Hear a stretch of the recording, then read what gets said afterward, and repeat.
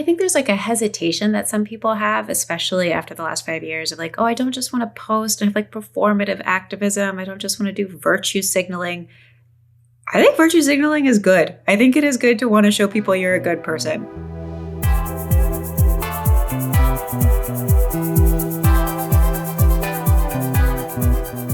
I'm Charlie Warzel, and this is Galaxy Brain. For the last few weeks, I've been obsessing over a question, the answer to which may be impossible to know. What do we do with this window we have to the world? We're living in this moment of genuine chaos, in a decade that's already been full of global conflicts, a botched insurrection, a pandemic, political dysfunction, all of that colliding on an internet full of conspiracy theorizing, synthetic AI slop, endless memes. Our phones bring us delights and numbing distractions, but also fresh horrors every day. Maybe you, like me, woke up last week and found yourself faced with a series of auto-playing videos of agents mobbing Alex Preddy in Minneapolis. Maybe you watched as an agent shot him while he lay on his knees on the street. Or maybe a few weeks ago, your phone showed you the amateur video taken from multiple angles of Renee Good's last moments before she was shot by an ICE agent at close range. Or maybe you logged on this fall and had to witness Charlie Kirk's gruesome assassination in your feed. Social media has enabled us to vicariously witness terrifying scenes, and this is especially true in recent weeks in the Twin Cities. Sometimes we seek them out, but other times they find us in moments when we're especially unprepared to see them. A colleague of mine recounted checking his phone and accidentally stumbling upon an autoplay video of Preddy Saturday morning while at the aquarium with his daughter. A reality of being alive in 2026 is that you may accidentally open your phone, witness a man being shot to death, and then have to figure out how to continue on with your day. The cognitive dissonance here is extremely difficult to sit with, to say nothing of the psychological trauma of witnessing such violence. Even if you're able to stay away from the worst of it, watching armed masked agents pulling elderly people out of their homes in the cold or detaining young children, that takes a toll, especially when you close your device and you find yourself back in your own life. The world feels on fire and your life is just moving on. It can feel alienating and it can make a person feel so angry, sad, and ultimately powerless. And yet, the power of this kind of documentation, the kind that's being performed by observers in Minnesota every day who are risking their lives to film clashes between agents and protesters, that cannot be understated. Preddy's last seconds were captured from multiple angles in sickening footage that was widely distributed on social media and news organizations.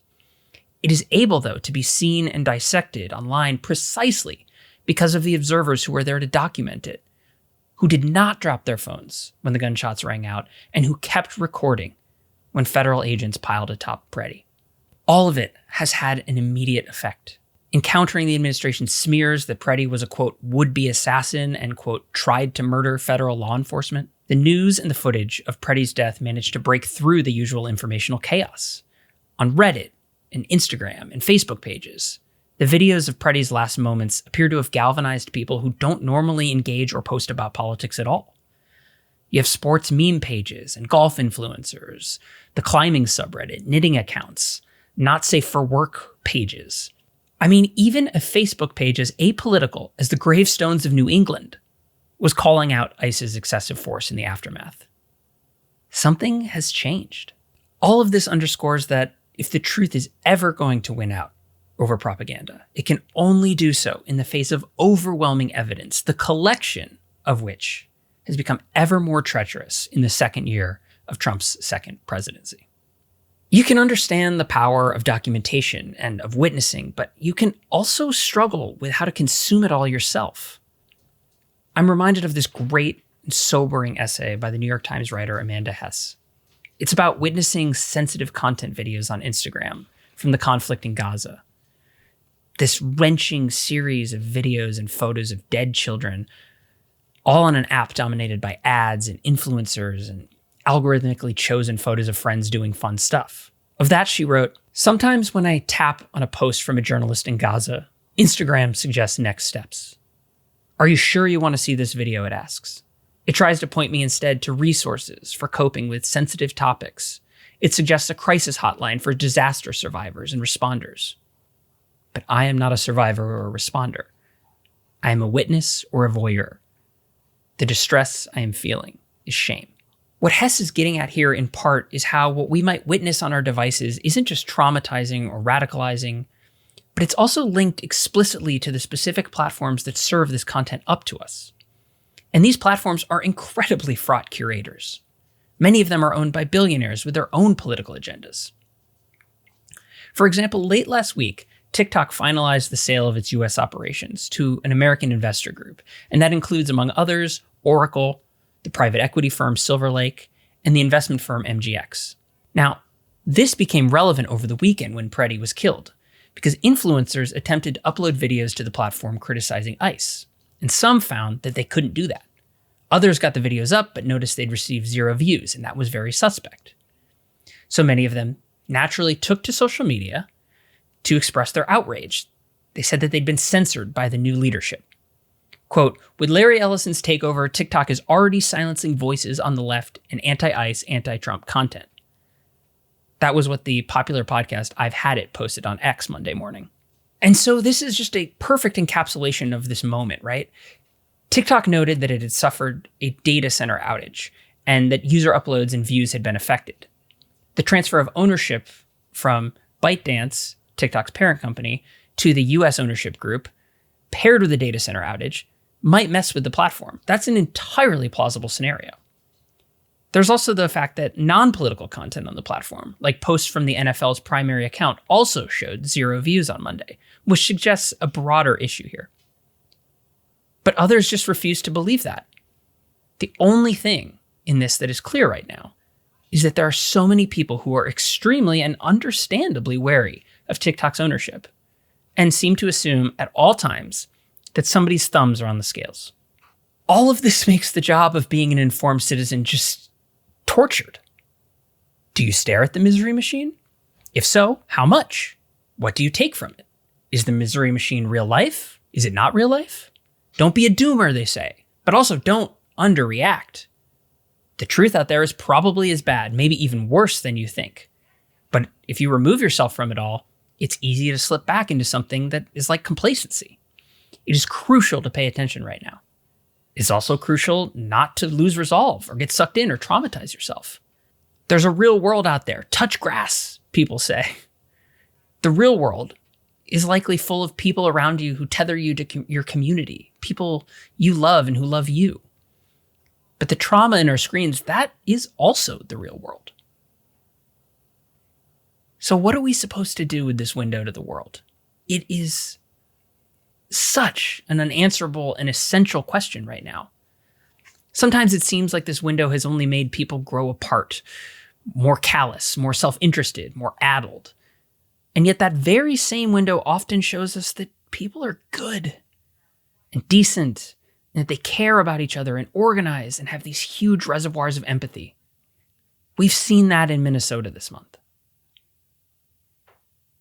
So with all that, how should you or how should we all think about posting and consuming and being a good citizen in the information war? To answer that, I spoke with Amanda Litman. She's the co-founder and president of Run for Something, which is an organization that recruits and supports young and diverse progressive candidates running for down-ballot office. She's the author of multiple books, including When We're in Charge, The Next Generation's Guide to Leadership. And most recently, she's been writing on her Substack about the ways that people and politicians can calibrate themselves to the internet to feel some agency and make a difference in the world. She joins me now to talk about it all.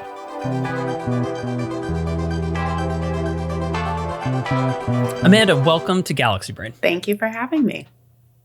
So, you've been in politics a while as an organizer, a digital strategist, and I get the sense from following you online that you're a pretty online person, and that you've been closely following what's been happening in Minnesota online. And so I want to start by getting a sense from you of what you've witnessed these past 3 weeks, what the experience has been like watching this, but then also what you've been seeing in terms of the broad effect of other people watching this collectively?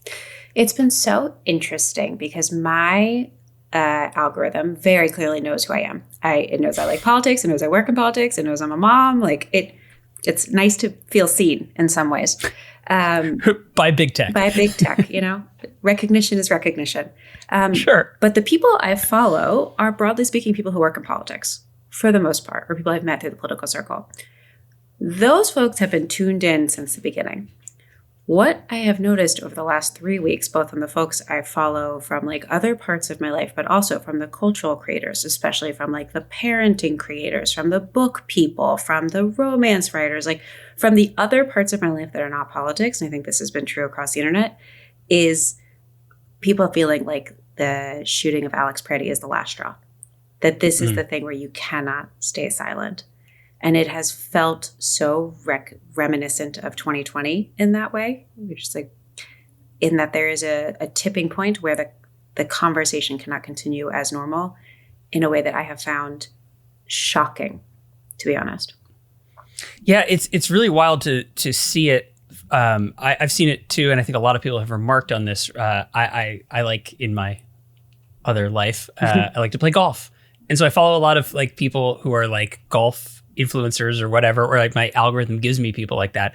And that is usually a pretty like we're staying out of politics crew of people, And there was one image I posted online of a golf influencer. And he's just like at a driving range, just like hitting a shot. And he's like, this normally wouldn't be a political account, but golf is political because you can't play it if you get shot by an agent of the state in the street. And it was like this moment for me of like, this has bled through in a really, really shocking way. It feels like the conversation has shifted from it being a thing that political people are talking about to a thing that everyone is talking about in a way that doesn't feel like it's happened, honestly, since Jimmy Kimmel was fired, which feels like the last big cultural moment that sort of broke through in at least even the online space. And so you wrote this piece. This is one of the reasons I want to talk to you today. About the politics of posting and this idea of what we do on these platforms, whether it matters.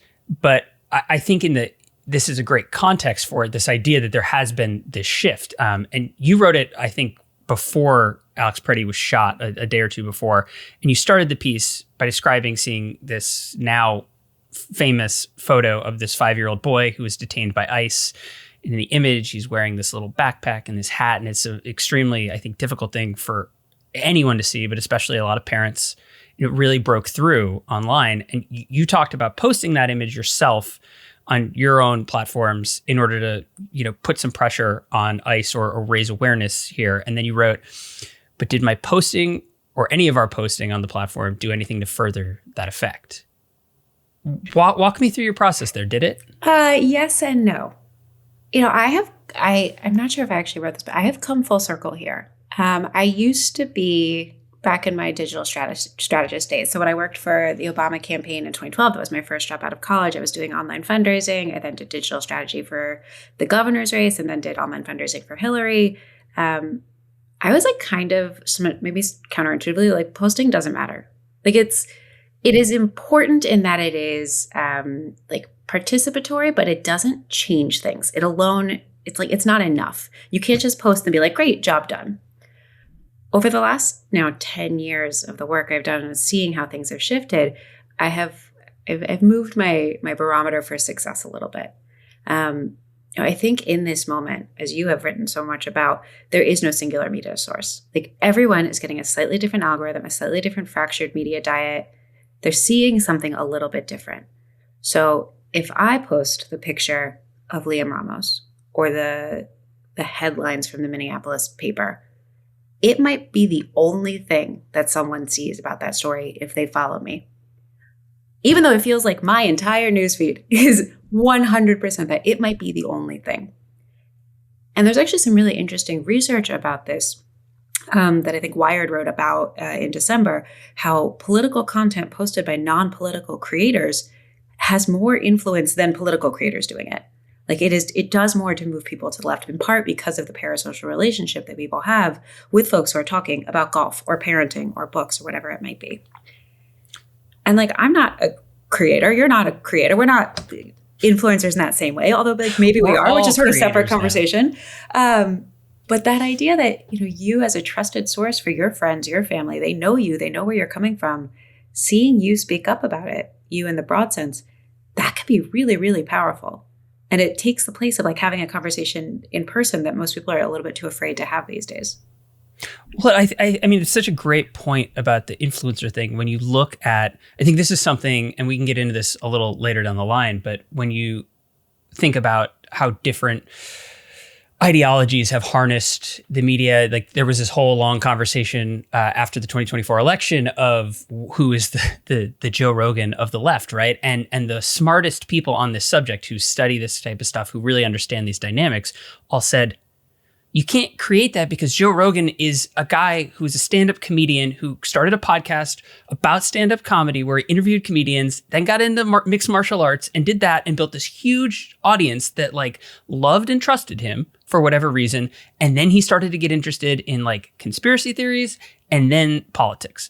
And like all of the work that you do for a decade of like building that trust in that audience, when you do turn on the politics jet, like, as you said, it's like, oh, this is such a powerful source for people who have that relationship with them. And I think that it's really interesting to think about with our social feeds, this happening in a very, one-to-one, very kind of community level aspect. I think that's really, really smart. Well, and I think there's like a hesitation that some people have, especially after the last 5 years of like, oh, I don't just want to post. I have like performative activism. I don't just want to do virtue signaling. I think virtue signaling is good. I think it is good to want to show people you're a good person. Like I write this, like it feels a little self-righteous. It can be a little bit annoying, but like the right has tried to make vice signaling very cool. They have tried to make being an asshole and a bigot and like a piece of shit on the internet the hot, cool thing and shame you if you're a good person. I think that's dumb. We should be proud of doing good things, and it should be okay to post things that signal your values. And I will tell you, as someone who runs a nonprofit, like if you're making the donation so that you get the receipt to share, I don't care. That money spends all the same. Like it doesn't matter why you're doing it as long as you are doing it and actually taking action in a meaningful way that moves the needle forward.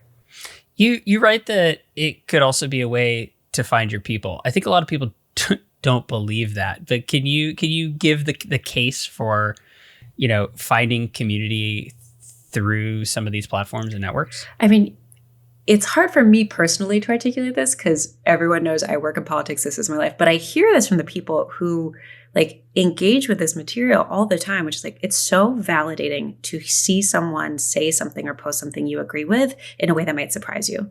Like, I didn't know that writer felt that way. I didn't know that creator felt that way. And especially for like people in real life, like, oh, I didn't know that fellow parent at school that I only follow because like we see each other at the playground every so often feels similarly. Now we can have a conversation. Now maybe next time I want to volunteer in a campaign, I could reach out to them. It often can feel either like, screaming into the void or preaching to the choir, but at least when it comes to preaching to the choir, like you might reach someone who just didn't feel like they could sing loud enough, and you might encourage them to speak up. And it feels so cringy to say out loud.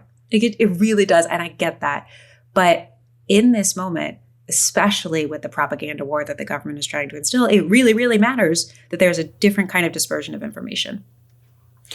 I think there's something to the cringy thing. Like I've heard other people say this, so this is not like a deeply original thought, but like I think broadly speaking, it's like the whole idea of cringe is really, I think, toxic. Like the idea of labeling everything as this, like in the same way that's like virtue signaling, is good when the world is full of this vice signaling.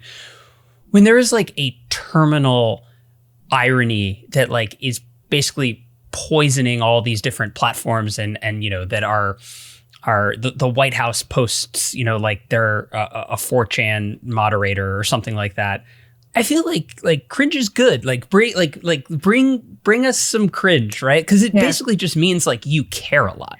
And I think that is something that I would like to see more people not be afraid to show that they're caring in that way?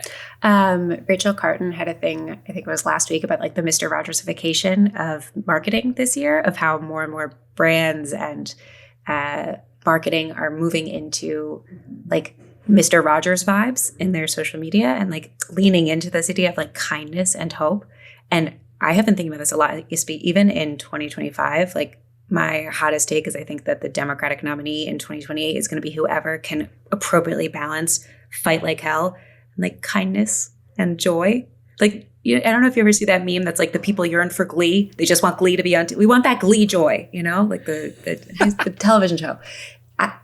There is something real to that. It is nice to see nice things. Like fear and rage, it burns you out. Whereas when you remember that like people care and they believe that better things are possible, it makes you feel like you can get out of bed in the morning. Not to put you on the spot, but are there good examples of brands or whatever that have done this, successfully pivoting to the cringe slightly, or the Mr. Rogersification? Okay, so I'm going to quote from Rachel Carton's newsletter because I thought it was like, it really spoke to me. She talks about like a Nurses Week video from Fig. She talks about Elmo, just checking in. How's everybody doing? There's a post from Willie Cavaria, who's a fashion designer, like leaning into the sort of joy that people are experiencing. I think you see this a lot with content creators in particular, like talking about the beautiful things in their life, like the aesthetics of happiness feel really engaging. And I that speaks a little though to the tension here, right? Of like I know a lot of people who, like, I know a friend who's just happens to be, they planned their one vacation for the year, a year ago. And it just happens to be during this time in American life that is just like awful and very chaotic and feels just like, something has shifted and changed. And there's this, I think everyone makes all these different calculations of like, do I post a photo of the beach? Like, am I a bad person if I'm doing this? And I think it's interesting to think of it from this lens, right? Of, no, there's a way of like, you don't want to say like, oh, no, the world just goes on, right? But there is this way of thinking that, sharing and joy and I don't know, there's a way that you can create community that feels a little generative, as opposed to the constant like soul sucking nature of like we are on the brink, And like, not to bring everything in social media and politics back to Zoran Mamdani, but I do think this is something Mamdani did so well, which was that his stuff was joyful. Like, it was heavily layered with millennial optimism and a little bit of cringe in a way that like really especially spoke in opposition to the way that Cuomo or anyone else was campaigning. If you believe that better things are possible and you are inherently an optimist, because I think to participate in activism, you have to be a little bit of an optimist, even if you hate that about yourself. It's contagious because it's like what gives you the forward momentum to keep doing the work. So I know I had a friend who was doing that too. She was like, I just was surfing in Costa Rica and the world is falling apart. Can I post? I was like, yeah, of course you can.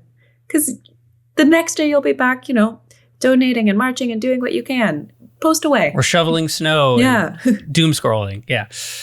I wanted to ask broadly, like we've touched on this in a lot of ways, but something that I have thought so much about and to be like very candid, like agonized about for the last decade is, what do we do with this window to the world that we have, right? I think whether it's seeing, atrocities abroad as we have for so long, or the dysfunction here at home, like that, there's a feeling right now that like part of just being alive today is like being confronted with auto-playing videos of people being shot to death. It is, and that's something that I think is beyond just being hyper online. Like, it is just if you are in these spaces at all, you may be confronted with like fresh, genuine horrors that if you open yourself to them fully, it's easy to shut down or to feel just so alienated because you are going throughout your day in the way that you are.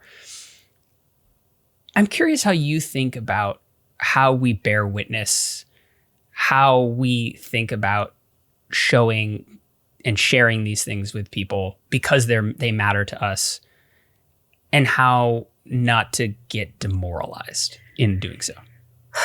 One of my general rules of thumb for online content consumption, especially as it relates to the news, is to only take the poison I have the antidote for. So like, I love that.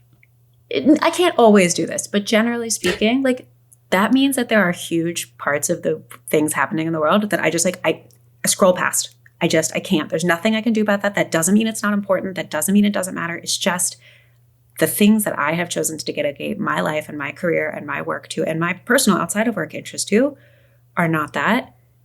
Now, the things that I have, like what is happening in Minneapolis, like what's happening in the United States, like what's happening with Trump, like what's happening in New York City where I live. Yeah, I'm diving deep. But you know what? That's because I can do something about it. Whether that's voting in an election, giving money, subscribing to media, like thinking about all the different sort of things I could do that affect it, pick the poison I've got the antidote for. I think the key is remembering that like the antidotes, to extend the metaphor a little bit, are more varied than you might think. Like I was talking to someone who was telling me they felt so hopeless about what was happening in Minneapolis. They're like, there's nothing I can do. This person was like, I've worked in politics, worked as a facilitator, whatever. There's so hard, but there's nothing I can do. I was like, you live in DC.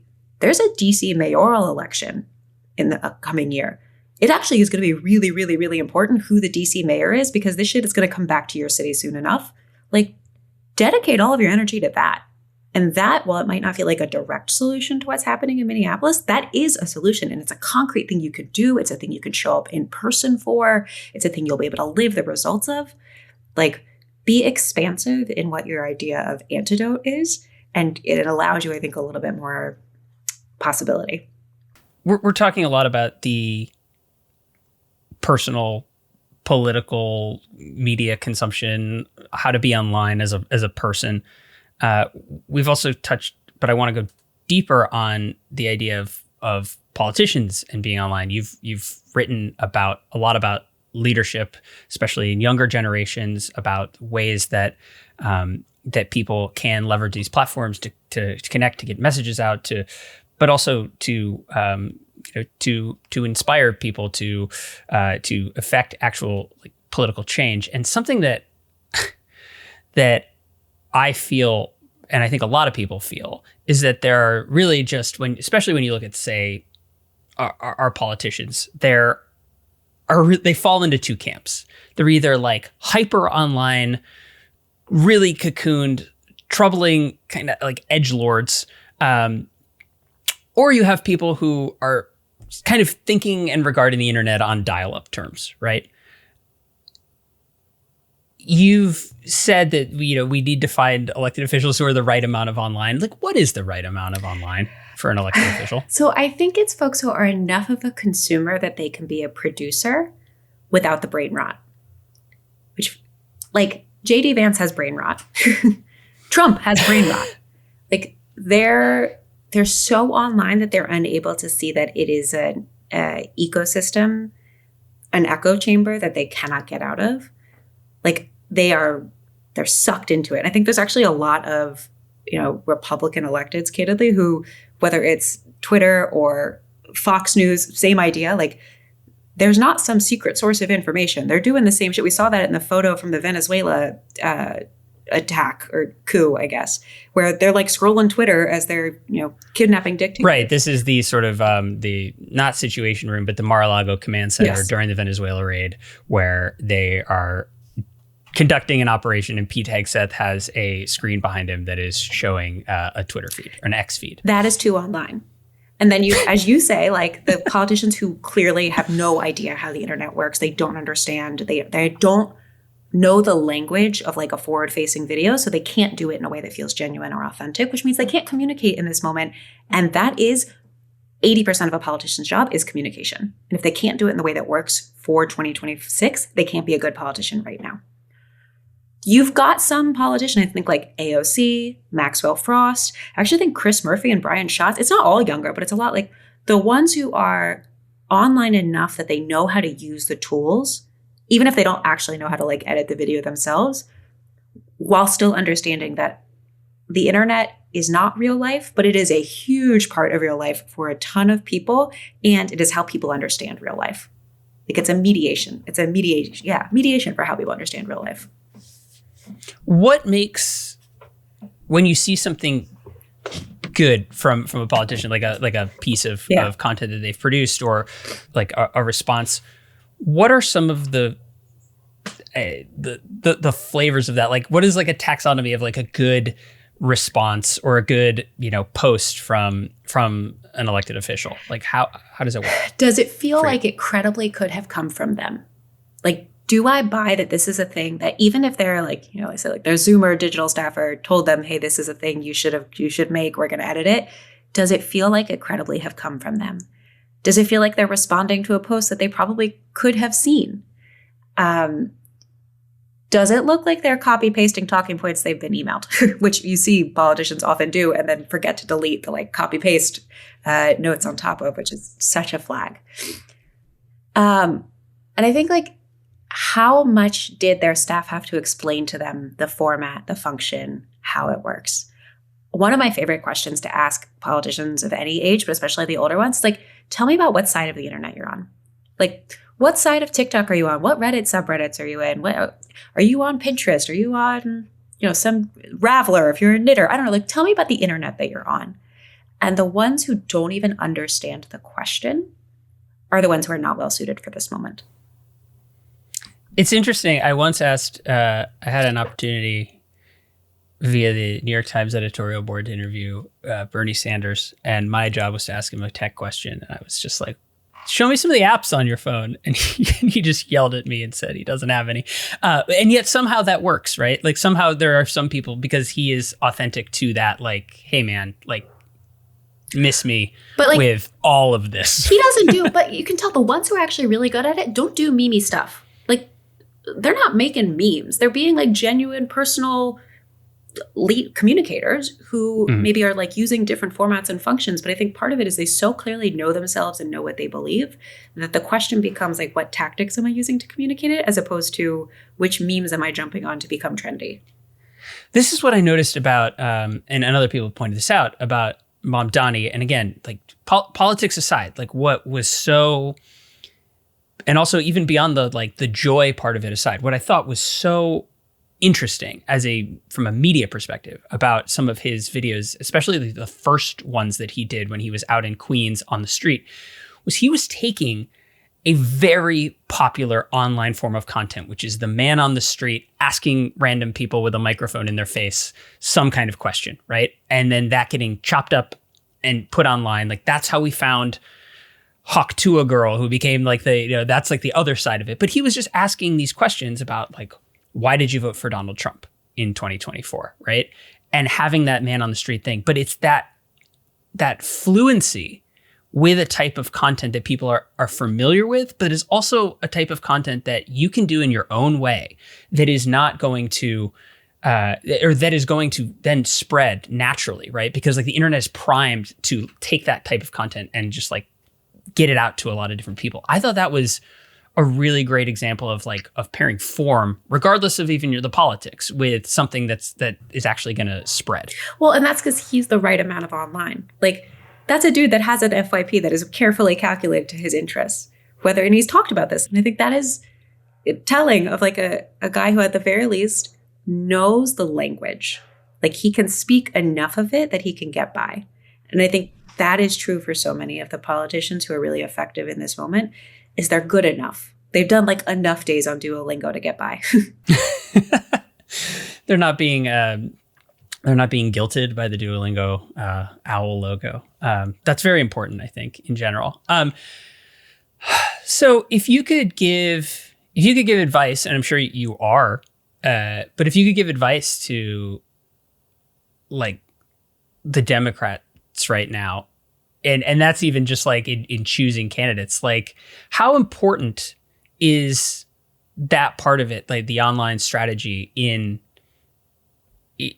assessing overall, like whether a candidate's going to be good? Obviously you don't want a candidate who's just like, hyper online and great at it and, not good at the retail politicking or whatever. But how do you, how should they judge that category being online? I don't want to say it's everything, but I think it is a bigger part than most people would like to admit, because I think it's how people get information. But two is, like we've learned with Joe Biden, if you cannot effectively sell the good stuff you're doing, it doesn't matter how good the stuff is. Like, you've got to be able to continually communicate in all the ways people get information in all of the platforms. And part of that is being sufficiently online, but it's also being a normal person who can show up in non-political spaces and still be a normal person.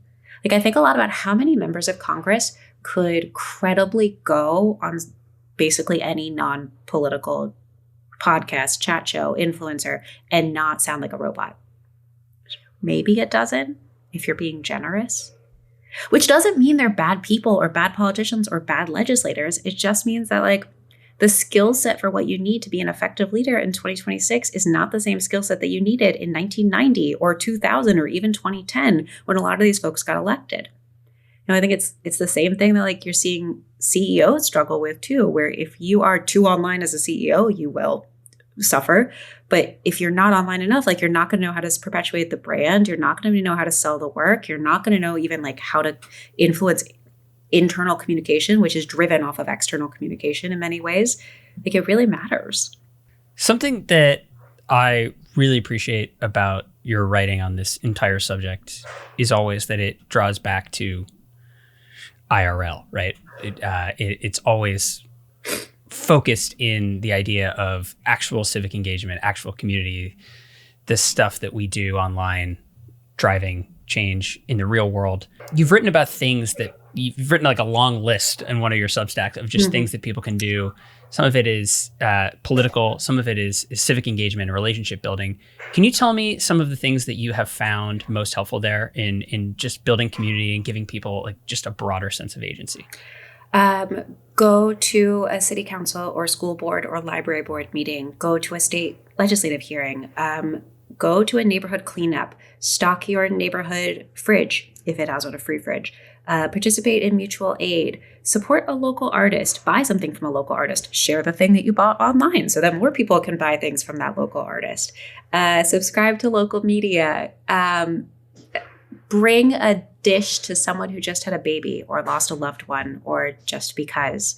Start a neighborhood group chat. Sustain the neighborhood group chat and make sure it's not that annoying. My favorite one, and I've written about this a lot, it's sort of the other thing that I've been clinging to this year is I think I was going to ask you about this one. Yeah. Is this your experiment? Yes. So let me tell the people. So in 2025, and I've written about this a bunch and talked about it a bunch lately, my husband and I, in order to combat our new parent isolation, decided to host people for dinner every Saturday in 2025. Every Saturday we were in town, which since when we started the year, a 2-year-old and a 2-month-old was every Saturday because we didn't travel with them. And we ended up succeeding. We had 52 dinners. More than 100 some odd people came to our home over the year, 40 some odd kids. And it was hard in many cases, but so magical. And as I think about okay, what happens when ICE comes to New York? What happens, which they will. They are. I see it in the neighborhood chats already. When they send tanks rolling down Flatbush Avenue in Brooklyn, not a crazy thing to say might happen at some point in the next couple of years. Who are the people that I'm going to text? Who are the people I'm going to turn to? It's the folks who've come over to my home for dinner and their friends and their networks. I described it as the most political thing I did in 2025. And I am a political operative who voted in 2 different elections in 2025. Thank you, New York City. And give money and read and engage. Having people over for dinner was the most political thing I did. And as I read about what's happening in Minneapolis, I feel even more affirmed in that building strong relationships with the people around you is what will get us through this. What did you learn about being social in 2025, 2026? This era where people do feel really isolated a lot. There is a quote unquote loneliness epidemic, however you want to describe it. What did you learn about being social from having 52 dinners at your house? One, that it really surprised people to be invited over. Like people were like shocked that we were inviting them into our home. Two, that the tone that we set really mattered. Like, how casual could we make it? I'd often text people morning of to be like, hey, just FYI, one of my children is not wearing pants and I'm still in my pajamas. See you later. Like being really aggressive about making it clear, like, this is not fancy. This is as real as it can get, because it's all we can do at this stage in our lives, but come into our home anyway. I will say some of the questions that I've gotten since I've written about this and posted about it, because always be posting, is like really have stunned me. People would ask like, so what did you talk about? It's like the books, movies, vacations, our kids, the dog, all kinds of things. But I do think like that social muscle, and I don't mean to embarrass anyone by saying that's a real question. Like that social muscle has so clearly atrophied, and you so deeply overthink it to the point that you've like forgotten that actually you can just let go. Not to like Mel Robbins you, but like you can just let it go. You know, I'm probably butchering it, but I believe it's a Vonnegut quote, but I think it's like the humans were put on this earth to fart around is the quote, right? And it's like, I think about that.